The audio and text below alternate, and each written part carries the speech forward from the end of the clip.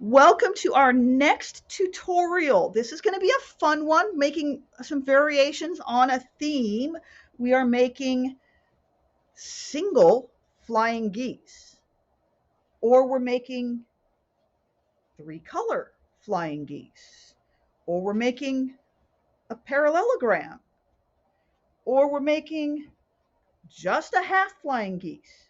These are all variations on a theme. They all super related, super easy to do. So it's going to be a fun block. Let me go over some first standard things about all of my tutorials.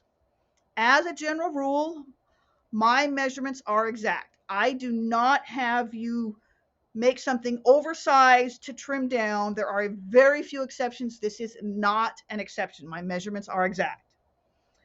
Also, I have a distinct dislike for sewing unsupported bias seams because those can sometimes stretch if you're not careful.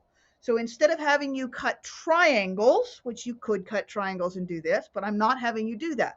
Instead, I'm going to have you do, this time it's going to be flip and fold corners.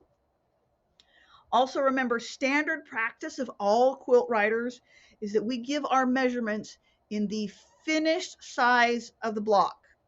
So a flying goose might be 3x6, but what you're going to measure once you have the seam allowance, that 1/4 inch seam allowance all the way around, is going to be 3.5x6.5. Our standard measurement is what you see after it's sewn into the project. There are some quilt writers who do have you do math based on unfinished measurements. I will do my best to avoid those and I don't want to confuse you. I'm giving you finished sizes to base your math off from. All right, so let's get started and let me tell you how we're going to get started on this. So remember, a flying geese unit or a parallelogram or a half flying goose, they are a rectangle that is twice as wide as they are tall.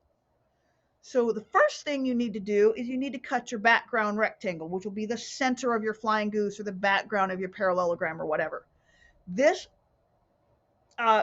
rectangle of fabric needs to be 1/2 inch bigger on either dimension than the finished size. Again, I'm making 3x6 flying geese. So that rectangle you're going to cut is 3.5x6.5.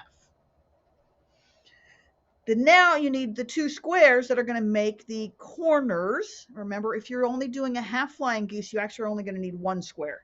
These squares are going to be the same size as the smaller size that you cut for that rectangle. So that rectangle that you cut at 3.5x6.5, you need to cut two squares that are 3.5 inches. Remember, if it's going to be a 3-color unit, either a 3-color flying goose or a 3-color parallelogram, those two squares need to be out of different fabrics. All right, so let's get started and see how this goes. Here's my rectangle and two squares that I have cut to make my 3-color flying geese. The rectangle is 1/2 inch larger in each direction than the finished size of my flying geese, and the square is the same size as the short side of the rectangle. Draw a single diagonal line on the back of each small square. Lay this square on one end of the rectangle, right sides together.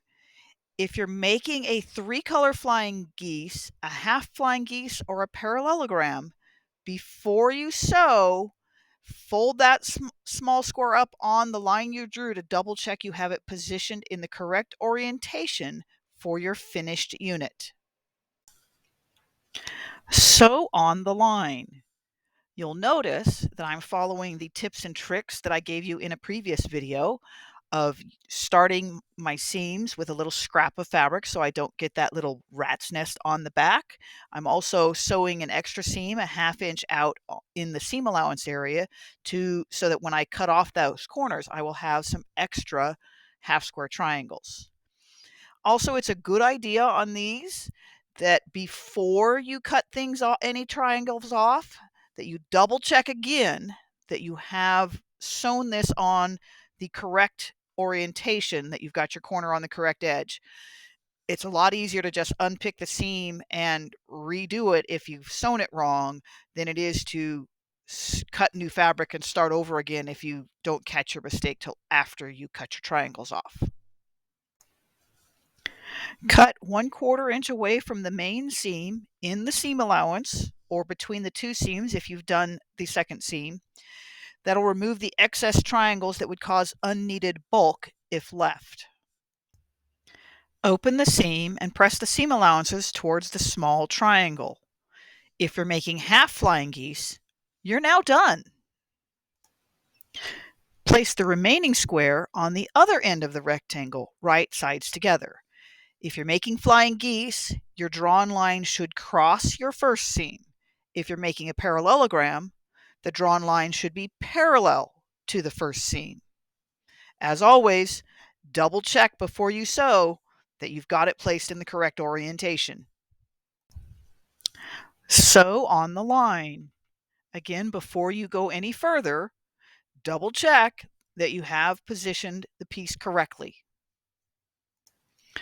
Cut 1/4 inch away from the seam in the seam allowance, again removing the excess triangles that would cause unneeded bulk if left.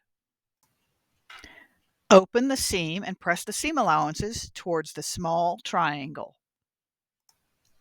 So that was the 3-color flying geese. Let's do a quick time lapse. It's the same technique, but let's do a quick time lapse showing me making the parallelogram and then those single 2-color flying geese. Let's start with, here's the parallelogram. We're just going to fly through this. I'm not going to say anything. I'm just going to fly through it. Here you go. And here's the single 2-color flying geese. Remember, they all start the same, and it's the ending, how you do the second square, that makes whether it's a parallelogram or a flying geese.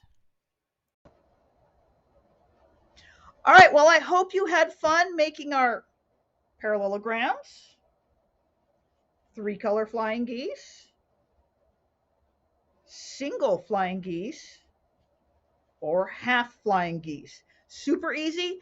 You're going to use these in a lot of different blocks. I hope you had fun. If you like this video, please make sure you tell YouTube to give it a thumbs up and subscribe to the channel. And we will see you next time. Thanks. Bye-bye.